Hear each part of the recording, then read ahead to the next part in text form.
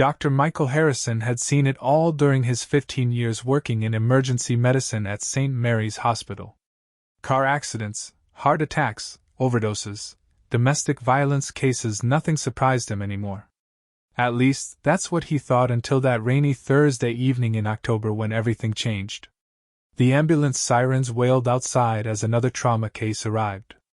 Michael was finishing up with the elderly man who had fallen down his stairs when Nurse Patricia rushed over to him, her face flushed with urgency.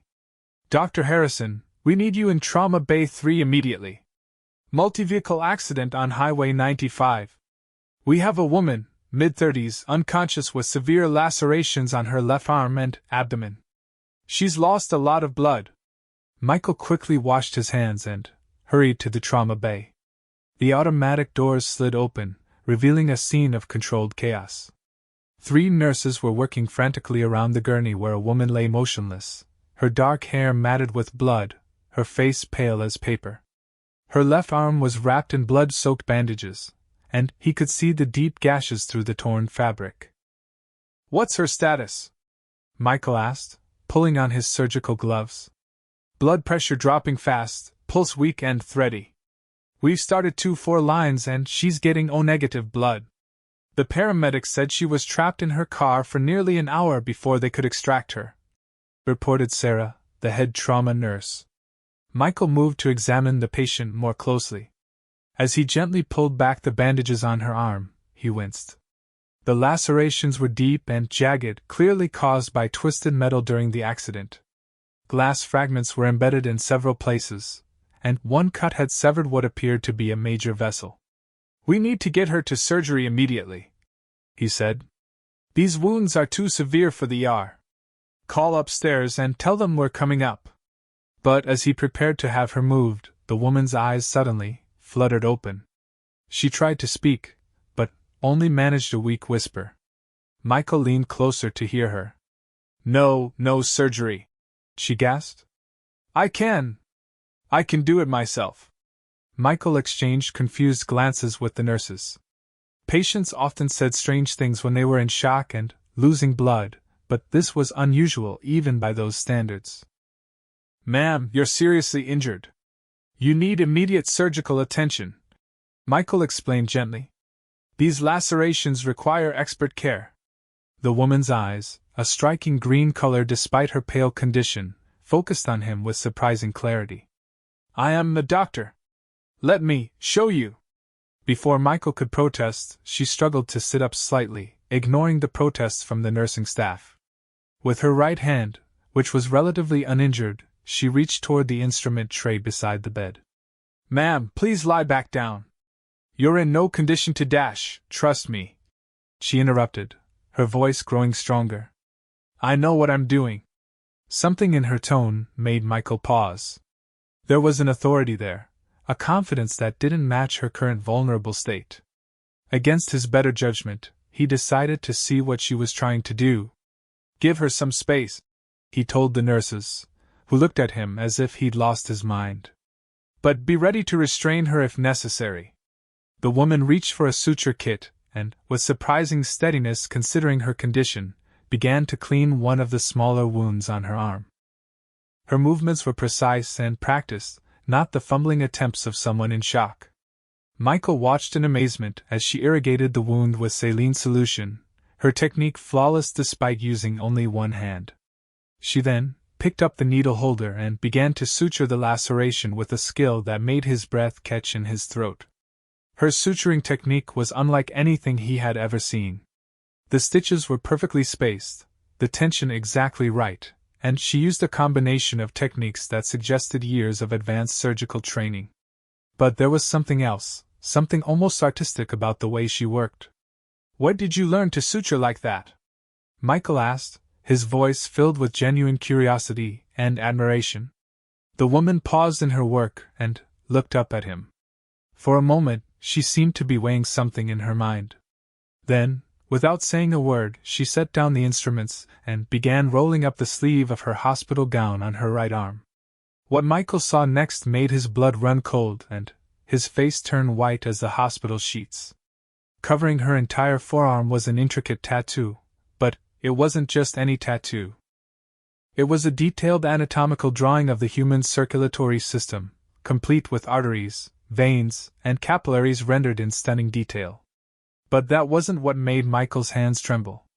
Woven throughout the anatomical design were symbols he recognized from his medical school days when he had studied the history of medicine.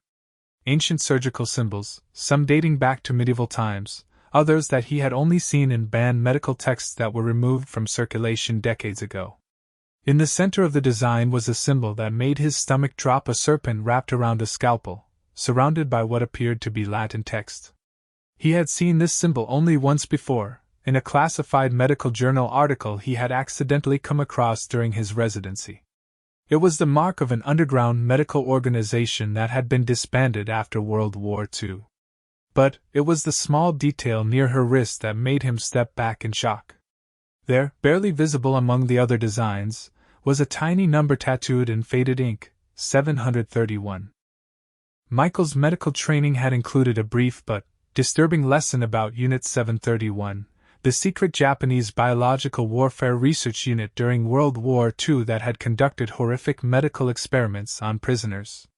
The unit had been disbanded after the war, but rumors persisted that some of its research had continued in secret, passed down through underground networks of rogue physicians. "That's impossible," he whispered, more to himself than to her. "That unit was disbanded 70 years ago. You're too young to have been." The woman finished the last stitch and tied it off with practiced ease. Then, she looked directly into his eyes, and he saw something there that chilled him to the bone: knowledge, ancient and terrible knowledge that no legitimate medical school would ever teach. "Dr. Harrison," she said, and the fact that she knew his name even though he hadn't introduced himself made him take another step back. "There are things about medicine, about healing and harming, that they don't teach in medical school. Things that have been passed down through generations of physicians who were willing to cross lines that others wouldn't." She sat up fully now, despite her injuries, and Michael realized that she was much stronger than she had initially appeared. The blood loss and trauma that should have left her barely conscious seemed to have had minimal effect on her. "My name is Dr. Elena Vasquez," she continued, "and I need you to understand something very important. The accident that brought me here tonight wasn't really an accident." Michael's hand instinctively moved toward the emergency call button. Something was very wrong here, and every instinct he had developed over 15 years of emergency medicine was screaming at him to get help. "Someone tried to kill me tonight," Elena said calmly, as if she were discussing the weather. "And now that I'm here, in your hospital, you and everyone you care about are in danger too." The machines around her bed continued to beep steadily, but Michael noticed that her vital signs had stabilized remarkably quickly. Her blood pressure was normal, her pulse strong and regular. It was as if her body was healing itself at an accelerated rate. "I don't understand," Michael managed to say. "What are you talking about? Who would want to kill you?" Elena swung her legs over the side of the bed and stood up, moving with a fluid grace that shouldn't have been possible given her injuries just minutes before. The sutures she had just completed looked like they had been healing for days rather than minutes. "There are people, Dr. Harrison, who believe that certain medical knowledge should remain buried. They think that the boundaries of ethical medicine should never be crossed, regardless of what could be learned or accomplished." She walked to the window and peered out through the blinds. "But there are others, like myself, who believe that knowledge belongs to those brave enough to seek it." Michael watched in fascination and growing horror as the smaller cuts on her arms seemed to be closing themselves, the edges of the wounds knitting together at a visible rate. "What did they do to you?" he whispered. Elena turned back to him, and for the first time since she had awakened, she smiled. It wasn't a comforting expression. "The question, Dr. Harrison, isn't what they did to me. The question is what I've learned to do to myself. And more importantly, what I can teach you." Before Michael could respond, the lights in the trauma bay suddenly went out. Emergency lighting kicked in a second later, bathing everything in an eerie red glow. From somewhere in the hospital, he heard the sound of footsteps running down the corridor. "They've found me," Elena said, her voice completely calm despite the obvious danger. Dr. Harrison, in the next few minutes, you're going to have to make a choice. You can try to turn me over to them, in which case they'll kill both of us to keep their secrets safe. Or you can trust me, and I'll show you medical techniques that could revolutionize how we save lives. The footsteps in the corridor were getting closer, and Michael could hear voices now, low and urgent. He realized that whoever was coming wasn't hospital security or police. These people moved too quietly, too professionally. Who are they? He asked, his mouth dry with fear. They call themselves the Medical Ethics Enforcement Division. Elena replied, checking the sutures on her arm one more time. They're a secret organization that has existed since the end of World War II. Their job is to make sure that certain medical research never sees the light of day, and that people like me never share what we've learned. She moved to the medical supply cabinet and began gathering instruments with quick, practiced movements. They believe that some knowledge is too dangerous to exist, that the price of medical advancement can be too high. But they're wrong, Dr. Harrison. Every breakthrough in medicine has required someone to cross a line that others considered sacred. The trauma bay door suddenly burst open, and 3 figures in dark clothing entered. They weren't wearing hospital identification, and Michael noticed that each of them had what appeared to be medical bags instead of weapons. Dr. Vasquez, said the lead figure, a tall man with graying hair and cold eyes. You've led us quite a chase. It's time to come with us. Elena positioned herself between Michael and the intruders. Dr. Harrison, these men aren't here to arrest me. They're here to perform a very special kind of surgery, one that will remove not just my knowledge, but my ability to ever use it again.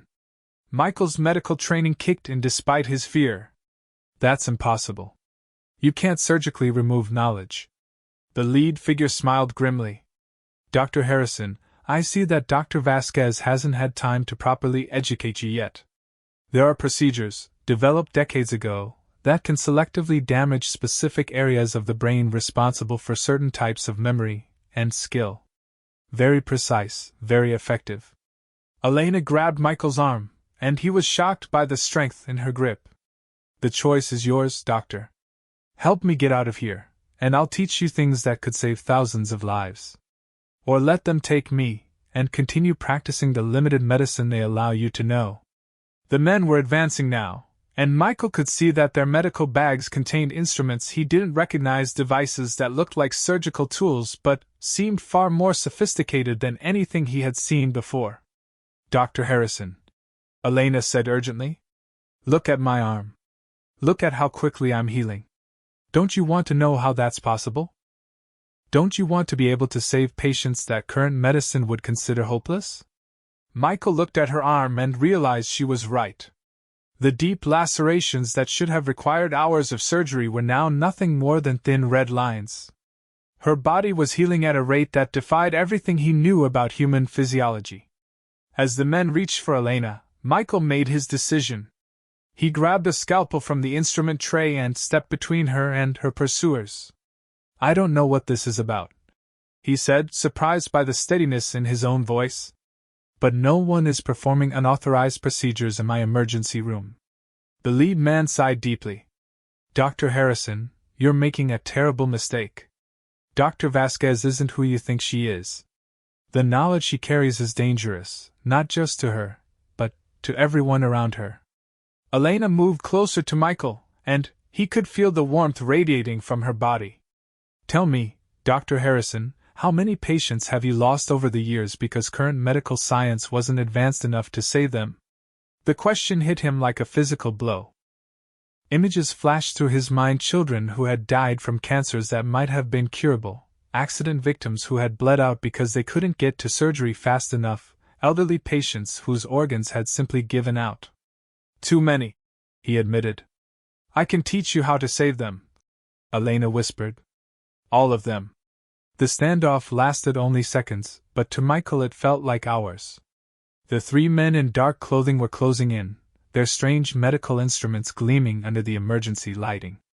Elena stood beside him, her presence somehow both comforting and terrifying. Dr. Harrison, the lead man said, his voice taking on a more urgent tone. You don't understand what you're getting involved in. Step away from her now, and we can pretend this never happened. Michael tightened his grip on the scalpel, though he knew it would be useless against 3 trained operatives. I said no unauthorized procedures. If you want to take her somewhere, you'll need to go through proper channels. Elena suddenly grabbed his free hand. There's another way out, she whispered. Trust me. Before Michael could ask what she meant, Elena pressed something into his palm, a small device that looked like a modified pager. She pressed a button on it, and immediately the entire hospital's lighting system began to flicker in a strange pattern. What did you just do? One of the pursuers demanded, but Elena was already moving. She led Michael toward what appeared to be a solid wall, but as they approached, a hidden panel slid open, revealing a narrow corridor that definitely wasn't part of the hospital's original blueprints. How is this possible? Michael gasped as they slipped through the opening just as the 3 men lunged forward. Every major hospital has them, Elena explained as they hurried down the dimly lit corridor. Secret passages built during the Cold War, modified over the decades by people like us. The official medical establishment pretends they don't exist. Behind them, Michael could hear shouting and the sound of the panels sliding shut. The corridor was narrow and wound downward, clearly leading beneath the hospital's foundation. People like us? Michael asked as they continued moving. I'm just an emergency room doctor. I don't know anything about secret passages or underground medical networks. Elena stopped abruptly and turned to face him. In the dim lighting, her eyes seemed to glow with an inner fire. You became one of us the moment you chose to help me instead of letting them take me. She rolled up her sleeve again, and Michael saw that the tattoo was changing. New symbols were appearing among the existing ones, forming patterns that seemed to move and shift in the limited light. The tattoo is alive? He whispered. Not alive exactly, but it responds to certain stimuli. It's a map, Dr. Harrison, a guide to knowledge that has been hidden for decades. Elena traced one of the symbols with her finger, and it pulsed with a faint blue light. Each symbol represents a different aspect of advanced medical knowledge techniques that could revolutionize healing but have been suppressed because they challenged the established order. They reached a metal door marked with symbols similar to those on Elena's arm. She pressed her tattooed wrist against the scanner beside the door, and it slid open with a soft hiss. Beyond the door was a laboratory that took Michael's breath away. It was larger than the entire emergency department above, filled with equipment that looked decades ahead of anything he had seen in medical school. Patients lay in specialized beds surrounded by machines that hummed with quiet efficiency, their vital signs displayed on holographic monitors floating in the air. Welcome to the real medical future, Dr. Harrison, Elena said, leading him into the lab. This is where we practice medicine without the limitations imposed by ethics committees and government regulations. Michael watched in amazement as robotic arms performed delicate surgical procedures on patients who appeared to be conscious and alert, showing no signs of pain despite the fact that their bodies were being opened and modified in ways he couldn't comprehend. Those people, he said, pointing to the patients. Are they volunteers? They're dying, Elena replied matter-of-factly. Terminal cancer patients, victims of genetic diseases, people with conditions that traditional medicine has given up on. Here they have a chance. A woman in a white lab coat approached them. She was older than Elena, perhaps in her 60s, but she moved with the same fluid grace that Michael had noticed in Elena. Her arms were covered in tattoos similar to Elena's, but more elaborate, more complex. Dr. Vasquez? The woman said with a slight accent that sounded Eastern European. I see you've brought us a new recruit. Dr. Harrison, meet Dr. Katerina Kozlov. She was one of the original researchers who helped establish this network after the war. Michael shook the woman's hand, noting that her grip was surprisingly strong. After which war? Dr. Kozlov smiled sadly. The war that ended in 1945, Dr. Harrison. But for those of us who believe that medical knowledge should never be limited by politics or ethics, the war never really ended. It just moved underground. She led them deeper into the laboratory, past rooms where Michael glimpsed procedures that defied his understanding of human anatomy. In one room, A patient's heart had been removed and was beating in a transparent chamber while the patient remained conscious and alert. In another, someone was having their spine completely reconstructed using what appeared to be a combination of biological and mechanical components. "This is impossible," Michael murmured. "People can't survive these kinds of procedures." "Not with traditional medicine," Dr. Kozlov agreed. "But we stopped practicing traditional medicine decades ago. We practice medicine as it could be, not as it is allowed to be." They entered a smaller room lined with books and journals, many of them bearing symbols he was beginning to recognize from Elena's tattoo. Dr. Kozlov pulled down a thick volume bound in what looked like human skin. The history of advanced medicine didn't end with the official closure of research programs during the war, Dr. Harrison.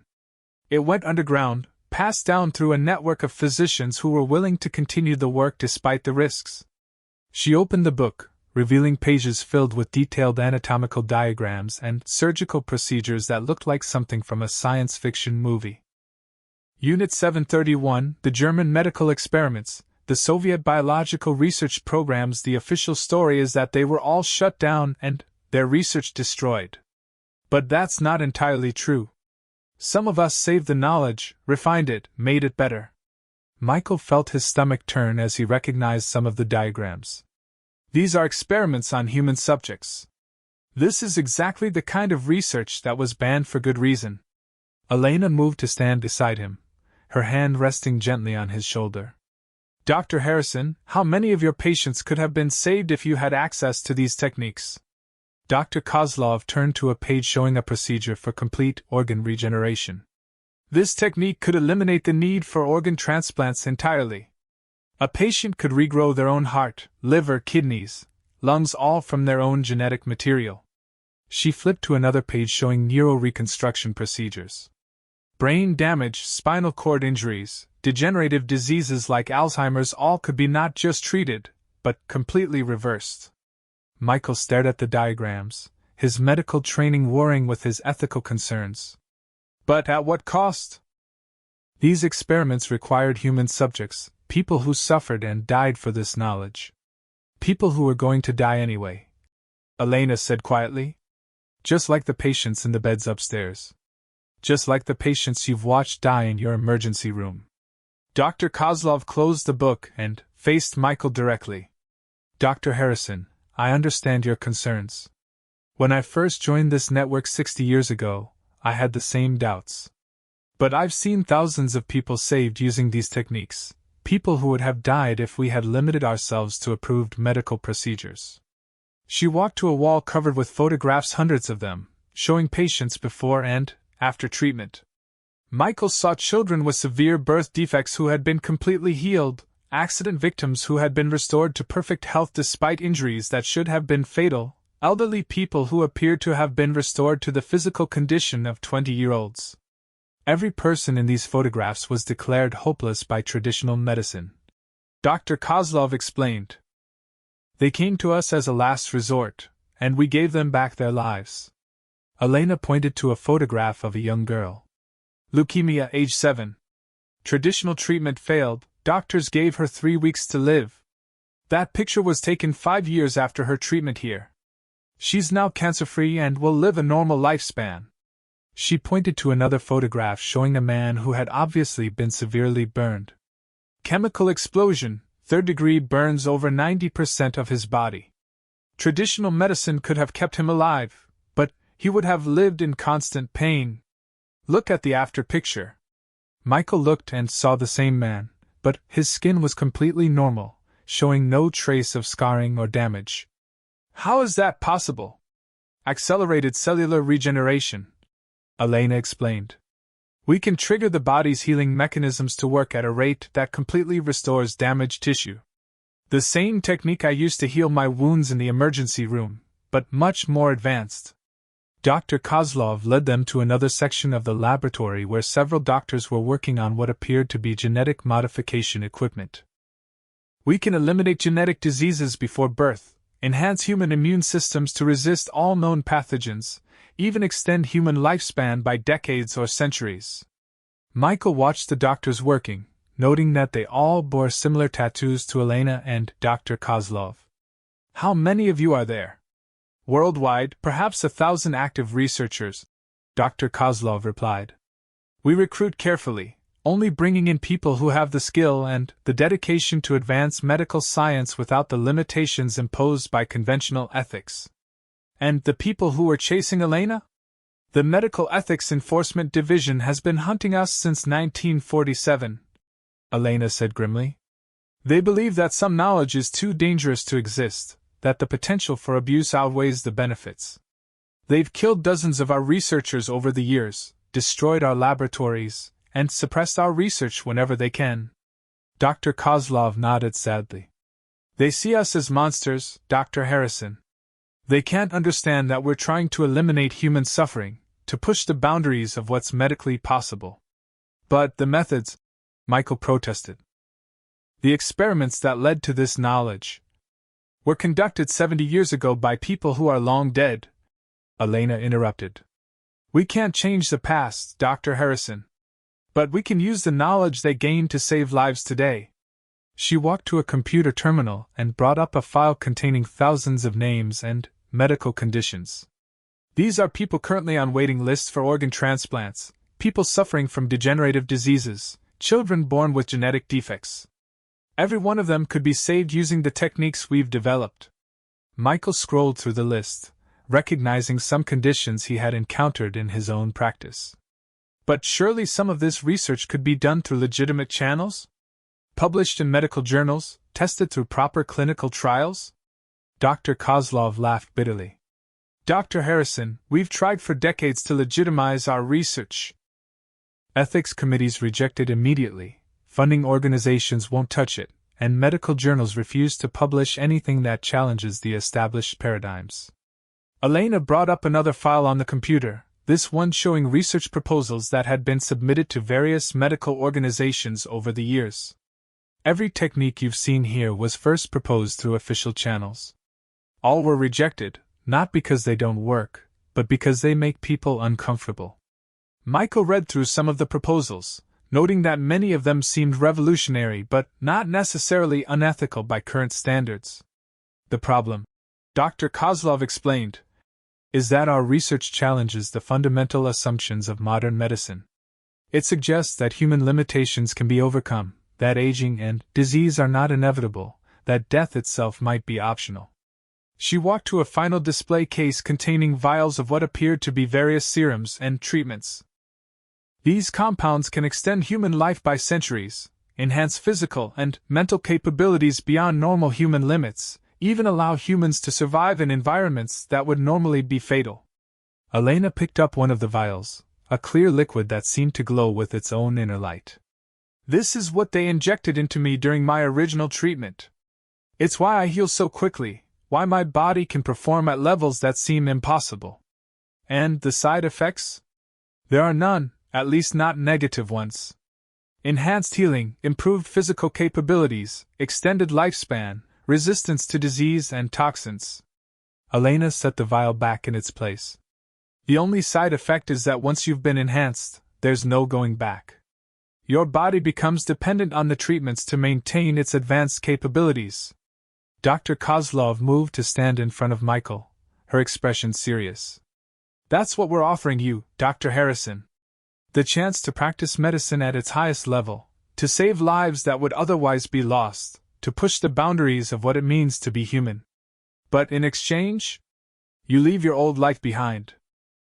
You can never return to traditional medicine, never speak of what you've learned here to anyone outside the network. You become one of us, permanently." Elena took his hand again, and he felt that same strange warmth he had noticed before. "The treatment changes you, Dr. Harrison. It enhances your abilities, your intelligence, your physical capabilities. You become more than human in some ways." She gestured toward the patients in the beds around them. "But it also gives you the ability to offer that same enhancement to others.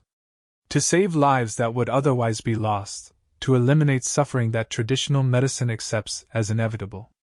Michael looked around the laboratory, at the incredible technology, at the patients who had been given new hope, at the researchers who had dedicated their lives to advancing human capability beyond its natural limits. Everything he was seeing challenged his basic understanding of medicine, of ethics, of what it meant to be human. "I need time to think about this," he said finally. Dr. Kozlov nodded understandingly. "Of course. But I should warn you, Dr. Harrison, that the men who are chasing Dr. Vasquez will not give up easily. They know you've helped her, which means you're now a target as well." Elena checked her tattoo again, and Michael noticed that new symbols were appearing and disappearing in complex patterns. "They're scanning the hospital now, looking for any trace of where we went. It won't take them long to find the entrance to the corridors." "How long do I have to decide?" Michael asked. "Until they find you," Elena replied grimly. "Once they do, you'll have the same choice I had when they first came for me years ago: submit to their neuromodification procedure, and forget everything you've learned, or join us and help advance medical science beyond its current limitations." Dr. Kozlov handed him a small device similar to the one Elena had used earlier. "This will allow you to contact us when you've made your decision.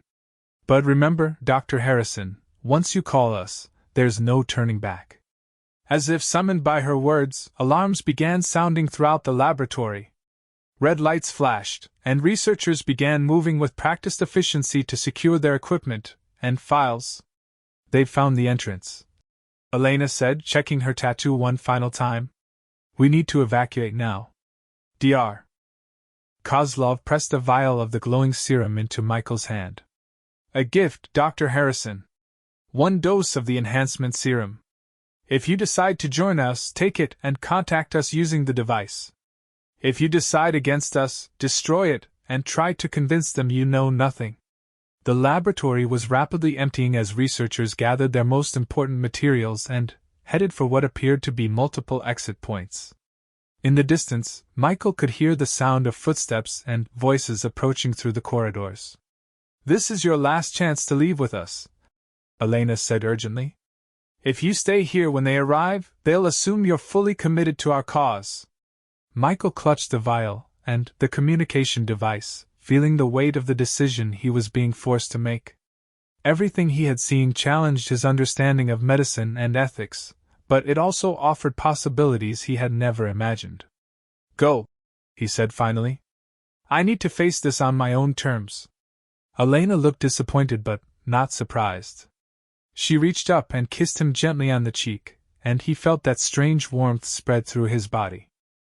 "If you change your mind," she whispered, "remember that the serum works best when administered during times of extreme stress. Your body will know when the time is right." Then, she was gone, following Dr. Kozlov and the other researchers through an exit that sealed itself behind them just as the sound of approaching footsteps grew louder. Michael stood alone in the abandoned laboratory, the vial of glowing serum warm in his palm and the communication device heavy in his pocket. The advanced medical equipment around him was powering down automatically, leaving only emergency lighting that cast eerie shadows across the empty treatment beds. The sound of approaching footsteps grew louder, accompanied by voices that carried an unmistakable sense of authority and determination. Michael quickly pocketed the vial and tried to compose himself, knowing that the next few minutes would likely determine the rest of his life. The sealed exit through which Elena and the others had escaped looked like nothing more than a blank wall. There was no trace that it had ever been anything else, no indication that one of the most advanced medical facilities in the world had existed in this space just moments before. The main entrance to the laboratory suddenly burst open, and the 3 men from the emergency room entered, followed by several others wearing similar dark clothing. Their leader, the gray-haired man who had spoken to Elena earlier, surveyed the empty laboratory with obvious frustration. "Dr. Harrison," he said without turning around, "I see that Dr. Vasquez and her colleagues have abandoned you. That's unfortunate, but not entirely surprising. They've never been particularly concerned about collateral damage." Michael tried to keep his voice steady. "I don't know what you're talking about. One minute I was treating a trauma patient, the next I was being led through some kind of secret passage. I have no idea who these people are or what this place is." The man finally turned to face him, his cold eyes studying Michael's face for any sign of deception. "My name is Director James Walsh, Dr. Harrison. I've been hunting Elena Vasquez and her network for over 20 years. In that time, I've learned to recognize when someone has been exposed to their recruitment process." Director Walsh gestured to his team, who began examining the abandoned equipment with handheld scanners. "They showed you things, didn't they? Medical procedures that seemed impossible, patients who had been healed in ways that defied conventional understanding?" Michael remained silent, but Walsh seemed to take his lack of denial as confirmation. "They told you about the enhancement process, about how you could become more than human, about how you could save lives that traditional medicine would consider hopeless." Walsh walked closer, his expression almost sympathetic. "It's a compelling offer, Dr. Harrison. I've seen many good doctors seduced by their promises." One of the team members approached Walsh and whispered something in his ear. The director's expression darkened as he listened. "It appears they left something behind for you, Dr. Harrison.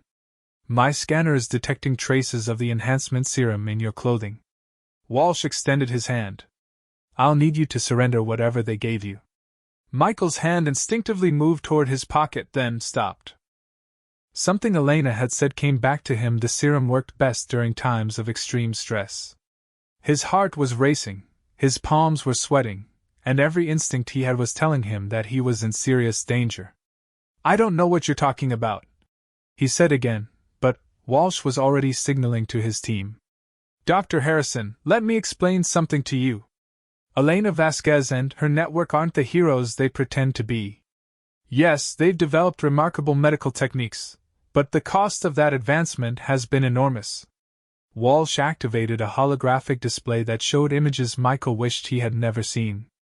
Patients who had undergone failed enhancement procedures, their bodies twisted and deformed by treatments that had gone wrong. Research facilities where volunteers had been subjected to experiments that would have been considered torture by any reasonable standard. For every success story they showed you, there are dozens of failures they didn't mention.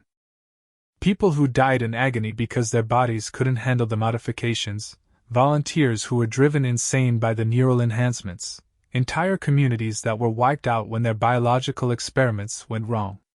The images were horrific, but Michael found himself questioning their authenticity.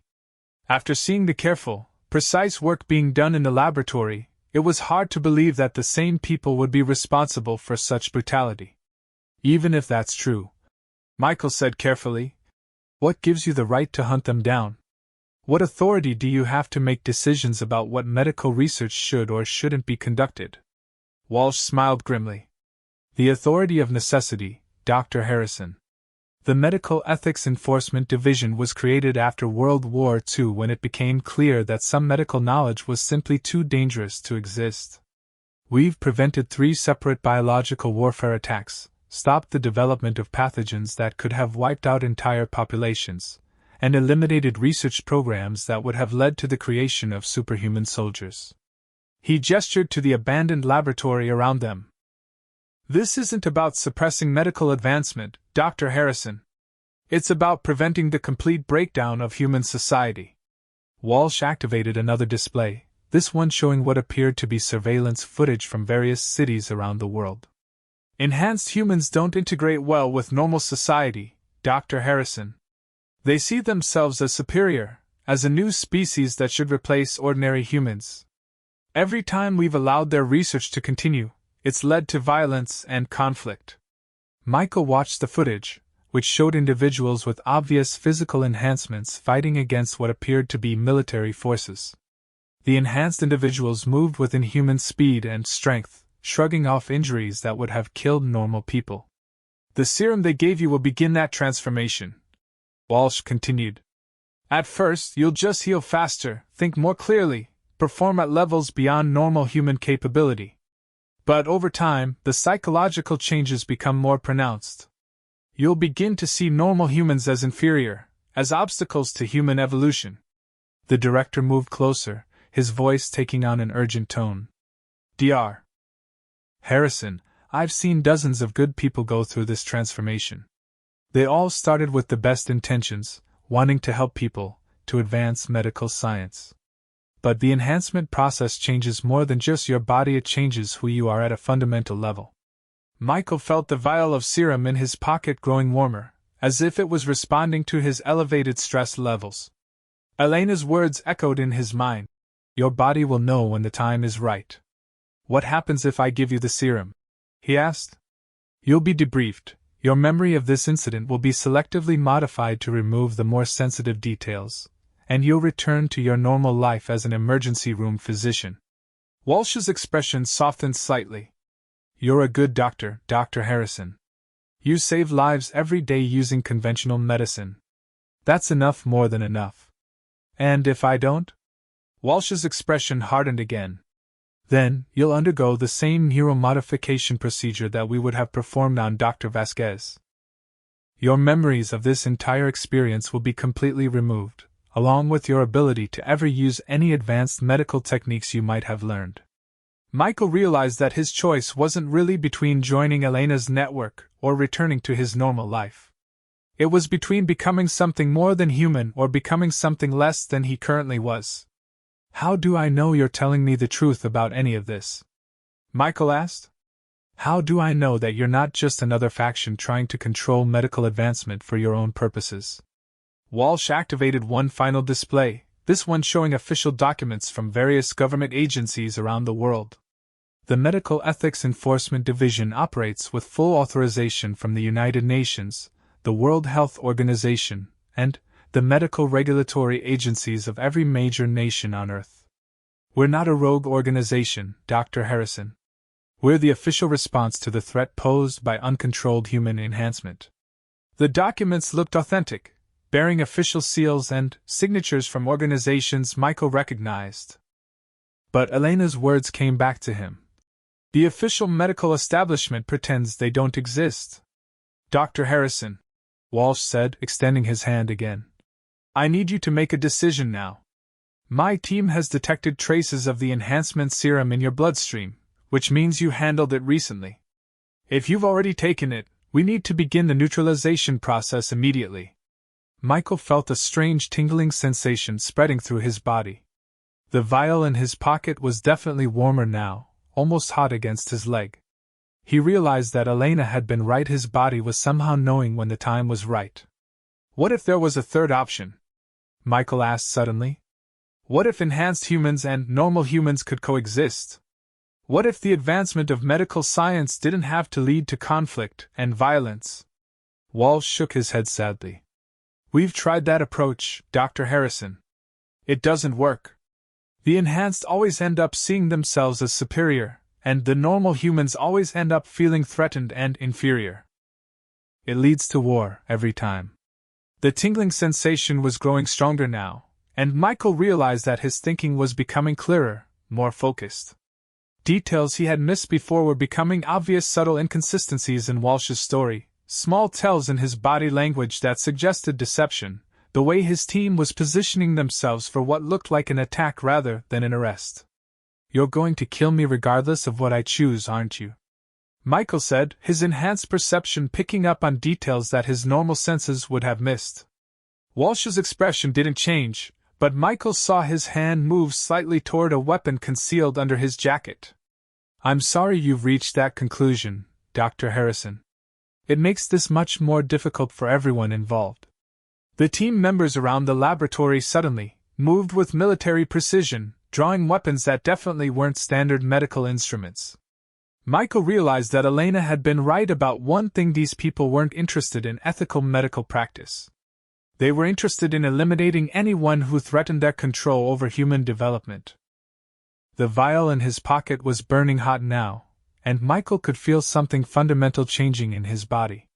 His heart rate was slowing despite the danger he was in, his vision was becoming sharper, and his mind was processing information at a rate that seemed impossible. The serum, he whispered, finally understanding. It's been activating this whole time, triggered by the stress of the situation. Walsh raised his weapon, a device that looked like a medical injector but was obviously designed for a much more sinister purpose.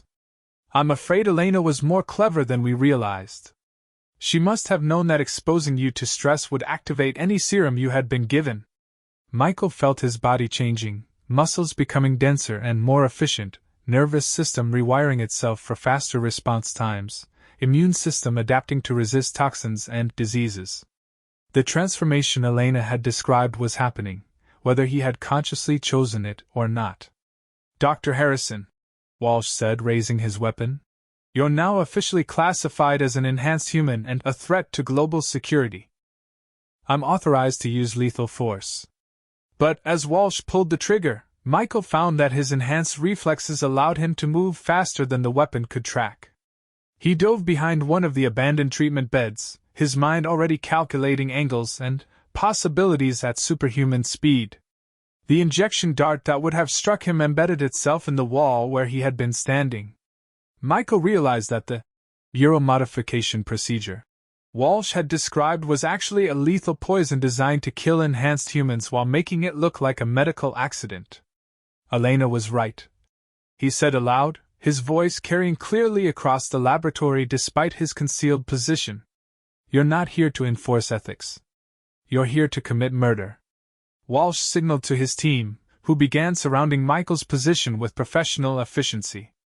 "Dr. Harrison, the enhancement process is affecting your judgment. You're becoming paranoid and aggressive, exactly as we predicted." But Michael's enhanced mind was already working out a solution. The laboratory might have been abandoned, but not all of its systems had been shut down. Elena and her team had been careful to leave certain capabilities intact, perhaps anticipating exactly this situation. Michael activated the communication device Elena had given him, not to call for help, but to interface with the laboratory's remaining computer systems. His enhanced nervous system allowed him to process the data streams directly, understanding the laboratory's layout and remaining capabilities as if he had designed them himself. The abandoned treatment beds weren't just furniture, they were part of an integrated defense system designed to protect the facility from exactly this kind of attack. Michael activated them remotely, and suddenly, the laboratory was filled with clouds of harmless but obscuring vapor, emergency lighting that created a maze of shadows, and sonic pulses that disrupted the attacker's communication equipment. Walsh and his team found themselves fighting in an environment that changed continuously, where their weapons targeting systems couldn't function properly and their coordination was constantly being disrupted. Michael used his enhanced abilities to move through the chaos like a ghost, his improved senses allowing him to navigate by touch and hearing while his attackers stumbled blind through the artificial fog. He reached the communication station and sent a signal to Elena's network, not a call for rescue, but a data burst containing everything he had learned about Walsh's organization. Their locations, their methods, their true purpose as an elimination squad rather than an ethics enforcement agency. "Dr. Harrison," Walsh called out through the chaos, "you're proving my point about enhanced humans. Look how quickly you've turned to violence and deception." Michael realized that Walsh was right about one thing: the enhancement process was changing him. He was thinking and acting in ways that would have been impossible for his normal human self. But that didn't make Walsh's methods right. "I'm not using violence," Michael called back. "I'm using intelligence. Something your organization apparently considers equally threatening." The laboratory systems were responding to his commands with increasing sophistication, as if they were learning from his enhanced thought patterns. Emergency protocols activated that began sealing the laboratory and activating what appeared to be a self-destruct sequence. "If enhanced humans are so dangerous," Michael continued, "why do you need to lie to them to eliminate them? Why not engage in open debate about the ethics of human enhancement?" Walsh's response was to fire another injection dart in the direction of Michael's voice. "Because enhanced humans don't respond to rational argument, Dr. Harrison. Their superiority complex makes them incapable of accepting limitation." Michael realized that Walsh was describing exactly what the director himself was demonstrating: an inability to accept that he might be wrong, a conviction that his methods were justified regardless of their consequences, a belief that certain types of people were inherently dangerous and needed to be eliminated. The laboratory's self-destruct sequence reached its final phase, and Michael heard Elena's voice coming through the communication system. "Dr. Harrison, the facility is about to be sterilized. Are you clear? Michael looked around the chaos-filled laboratory, at Walsh and his team who were still trying to locate and kill him, at the remains of the medical equipment that had offered such hope for human advancement. Not yet, he responded. But I will be. Using his enhanced abilities, Michael moved to each of the attackers in turn, not to harm them but to disarm them and inject them with sedatives from the laboratory's medical supplies. His enhanced speed and reflexes made him virtually untouchable in the confusing environment he had created. Within minutes, Walsh and his entire team were unconscious, their weapons secured, their true identities and authorizations ready to be transmitted to every medical organization on Earth. Now I'm clear, Michael said into the communication device. As he reached the exit that Elena had shown him, the laboratory began its final shutdown sequence. The evidence of advanced medical research would be destroyed, but the knowledge would live on in the enhanced minds of the people who had learned from it. Michael emerged from the underground facility into a world that looked exactly the same as it had hours earlier, but he now saw it through enhanced eyes that revealed possibilities and connections he had never imagined. His transformation was complete, and there would be no going back. But for the first time since this adventure had begun, he felt truly confident that he had made the right choice. The question now was what he would do with his new abilities, and whether Elena had been right about enhanced humans being able to coexist peacefully with the rest of humanity. Only time would tell.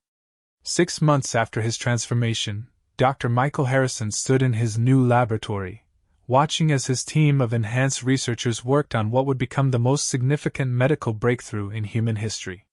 The facility was hidden beneath a children's hospital in Prague, its existence known only to the growing network of enhanced physicians who had chosen to dedicate their abilities to healing rather than hiding. Michael's transformation had been more profound than Elena had initially described. His enhanced mind could now process medical data at speeds that made conventional computers seem sluggish. He could diagnose conditions by analyzing microscopic changes in a patient's scent, detect internal injuries through subtle variations in their bioelectric fields, and perform surgical procedures with a precision that bordered on the supernatural. But perhaps most importantly, he had learned to replicate the enhancement process itself, refining it to eliminate the risks and side effects that had plagued earlier versions. The serum he had developed didn't just enhance human capabilities, it allowed people to choose the extent and nature of their enhancement, creating a bridge between normal and enhanced humanity rather than an unbridgeable gap.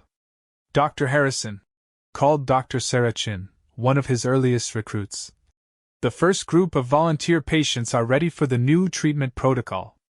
Michael turned from the window overlooking the children's ward above. Over the past months, he had watched Elena's network work to save the most hopeless cases, children with terminal illnesses, accident victims whose injuries were beyond conventional repair, elderly patients whose bodies were simply wearing out. Today would be different. Today they would begin offering enhancement to people who were already healthy, allowing them to choose to become more than they currently were. Are you certain about this? Elena asked, approaching from where she had been reviewing patient files. Her own transformation had continued to evolve, and she now served as something between a mentor and a partner to Michael. Once we begin offering enhancement to healthy individuals, there's no controlling where it leads. Michael nodded thoughtfully. Over the months, he had wrestled with the same concerns that had driven Director Walsh and his organization. The potential for enhanced humans to develop a superiority complex was real, and the societal implications of creating a two-tier human race were staggering.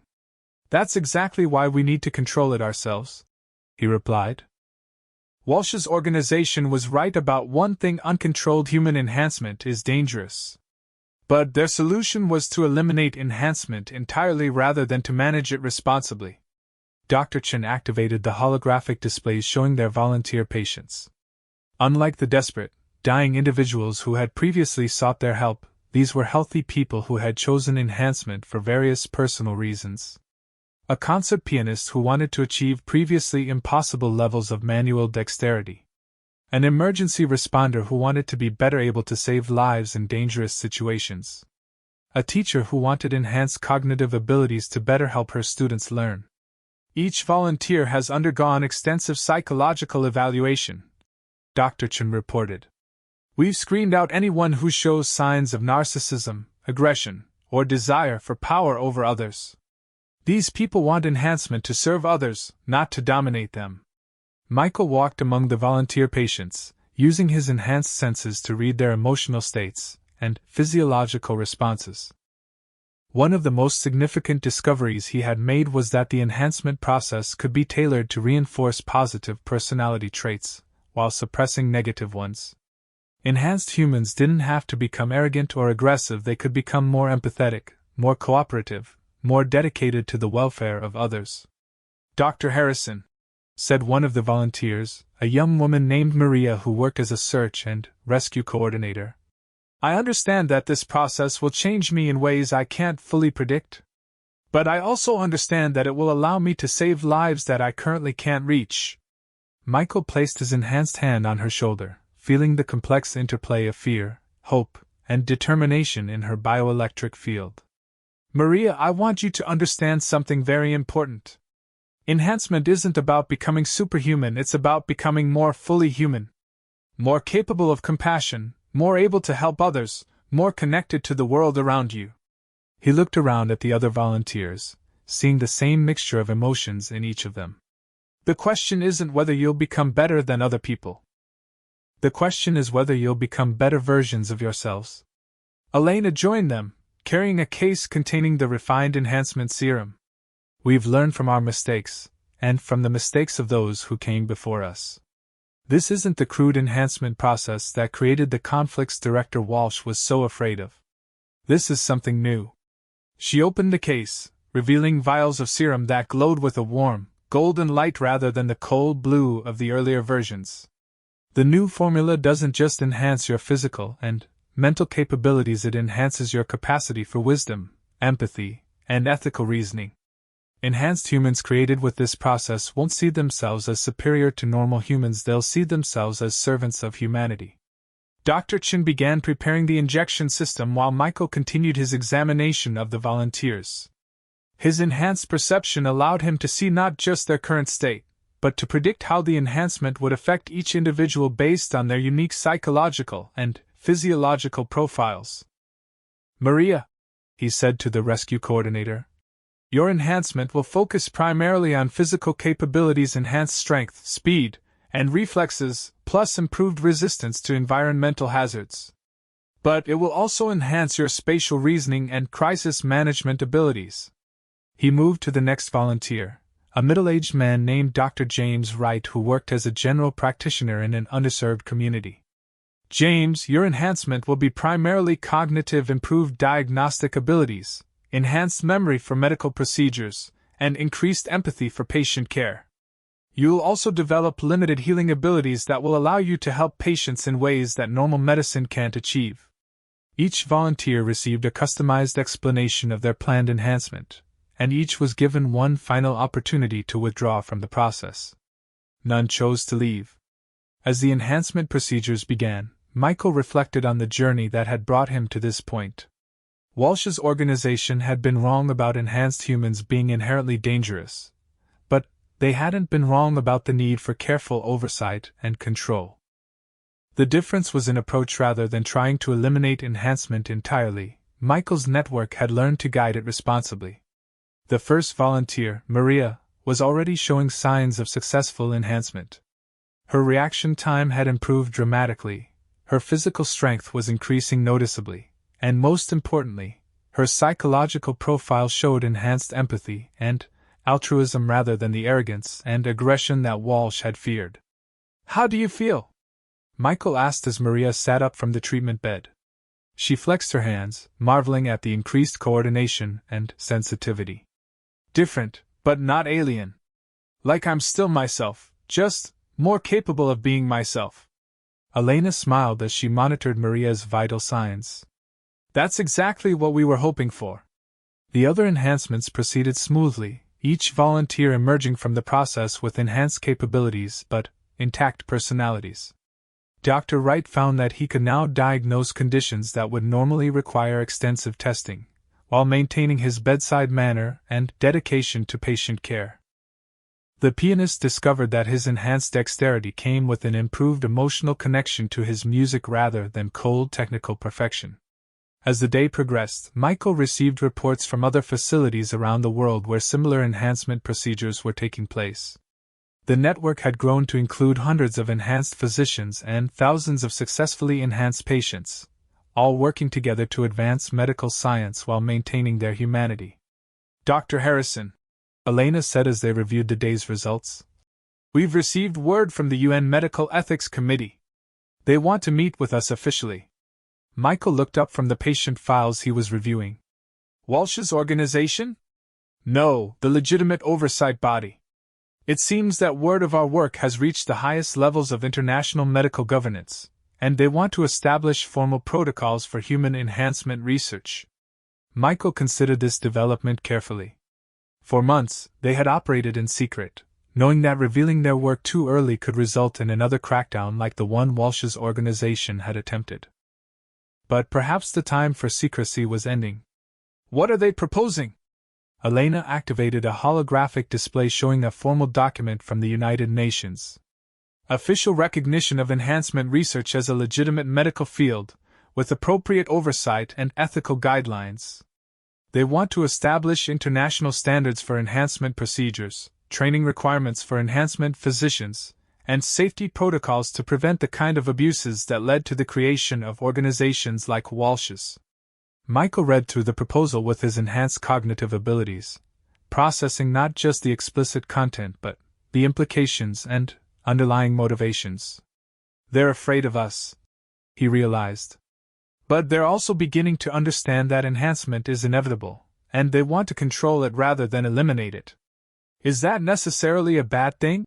asked Dr. Chen, who had been listening to the conversation. Michael considered the question carefully. "Not if it's done right.